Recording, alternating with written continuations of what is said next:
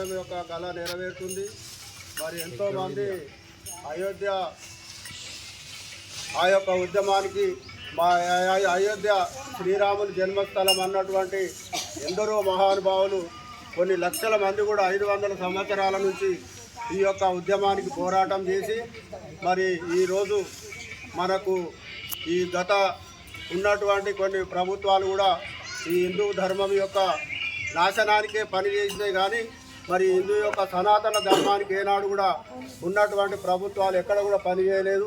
మరి ఈరోజు గత 10 సంవత్సరాల నుంచి అనుకూలమైనటువంటి ప్రభుత్వం ఉంది. ఈరోజు మరి హిందువుల యొక్క కొన్ని వేల సంవత్సరాల నుంచి యొక్క మన హిందూ సనాతన ధర్మానికి చరిత్ర ఉంది. కాబట్టి ఈ యొక్క సనాతన ధర్మాన్ని ప్రపంచ దేశాలు కూడా ఏ శక్తి కూడా ఆపేటటువంటి పరిస్థితి లేదు.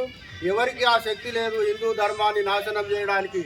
ఎందరో చూసినాం హిందూ ధర్మానికి వ్యతిరేకంగా మాట్లాడి మరి యొక్క మన యొక్క పవిత్రతను పాడు చేసి ఇది కుల మతాలను అరిచేసి వాళ్ళ యొక్క రాజకీయ పబ్బం గడుపుకుంటారు. మరి ఈరోజు మనం చూసినాం ఎంతోమంది మహానుభావులు వాళ్ళ యొక్క కాలగర్భంలో కలిసిపోయారు. మన యొక్క ధర్మానికి హాని చేసినటువంటి వాళ్ళు ఇవాళ చాలామంది ఉన్నారు. మనకు కూడా తెలుసు, అందరికీ తెలుస్తుంది ఈరోజు ఎటువంటి భారతదేశంలో ఎటువంటి జరుగుతుంది, ఇంతకుముందు కూడా ఏం జరుగుతున్నది అనేది.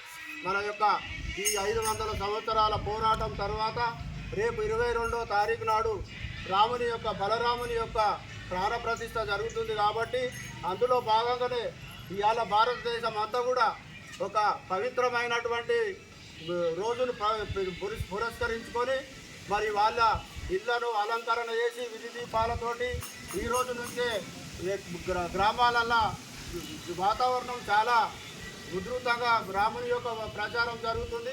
మనం కూడా రేపు 22 తారీఖు నాడు పంచముఖ ఆంజనేయ స్వామి ఆలయంలో అక్కడ ఒక పెద్ద LED స్క్రీన్ పెడతారు. అక్కడ 11 గంటల నుంచి అందరూ అక్కడికి చేరుకుంటే ఆ యొక్క డైరెక్ట్ అయోధ్యలో జరుగుతున్నటువంటి రిలే మనకు బలరాముని ప్రాణప్రతిష్ఠ జరుగుతుంటుంది. కాబట్టి మనం అందరం వీక్షించి ఆ యొక్క అయోధ్య రాముని పాదపద్మములకు నమస్కరిస్తూ ఆ యొక్క కార్యక్రమంలో అందరం కూడా పాల్పంచుకోవడం. ఆ యొక్క కార్యక్రమం కూడా ఖాళీ 84 సెకండ్లే ఉంటుంది. కాబట్టి అందరూ దయచేసి 11 గంటల వరకు పంచముఖ ఆంజనేయ స్వామి దగ్గరికి వస్తే ఆ యొక్క కార్యక్రమాన్ని మన కళ్ళతో చూడొచ్చు. 84 సెకండ్లే ఉంటుంది అది.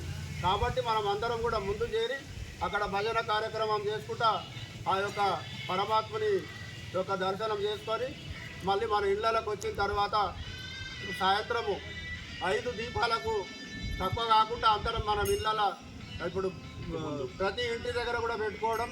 అందరి యొక్క ధర్మం దీపావళి ఎట్లా మనం చేస్తామో ఈ యొక్క కార్యక్రమాన్ని కూడా 22 తారీఖు నాడు మన అందరి ఇళ్ళల్లో చేయవలసిందిగా అందరికీ ప్రార్థిస్తూ జై శ్రీరామ్. యొక్క కార్యక్రమం వితరణ అయ్యేది వరకు కూడా మనం అందరము ఏకతాటి పైన ఉండి అందరికీ ఉన్న మ్యాప్ సొసైటీ ఏవైతే కుటుంబాలు ఉన్నాయో వాళ్ళందరూ కూడా ఈ యొక్క అయోధ్య రాముని పవిత్రమైనటువంటి అక్కడ పూజ చేసి వచ్చినటువంటి అక్షంతల వితరణ అందరికీ కూడా ప్రతి వాళ్ళకు కూడా ఇచ్చి ఎవరు కూడా మనకు రేపు మాకు రాలేదు అనేది కూడా ఎక్కడ రాకుండా ప్రతి వాళ్ళకు కూడా ఈ యొక్క అక్షంతల వితరణ ఇస్తాం. మన యొక్క బాధ్యతను నెరవేర్చుకుంటాం.